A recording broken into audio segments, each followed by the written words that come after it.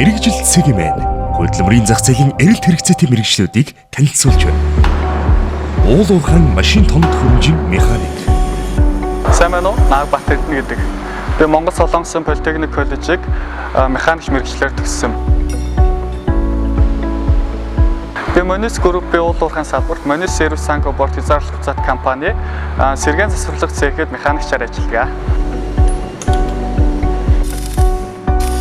Миний мэргэжил бол алдах хэрэггүй маш нарийн мэргэжил. Тийм болохоор би хөдөлмөрийн аюулгүй байдлаа маш сайн баримталж ажилладаг.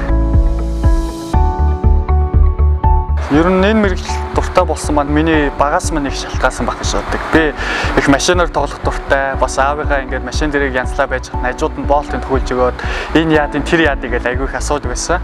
Тэгээд ер нь их машин техниктэй холбоотой байсан болохоор тэр юм болоо гэж боддог.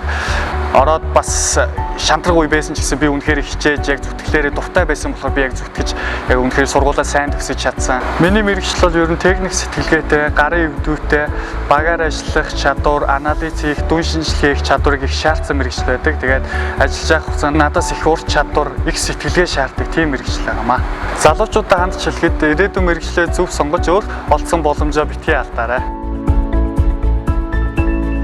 Хүн ер нь дуртай мэргэжилтэй, дуртай хайртай бүхэндээ сэтгэл гаргаж чадвал ер нь ямар ч юм амжилтанд хүрэх болцоо. Би л ингээд хүний ингээд машин зэрэгний ямар нэг юм одоо би янзлж өгчөөд хүн надад баярлаа гэж хэлж байгаа. Би энэс орчиг авдаг. Амар их урам зориг олдог. Би ийм болохоор энэ мэргэжил маш их хайртай.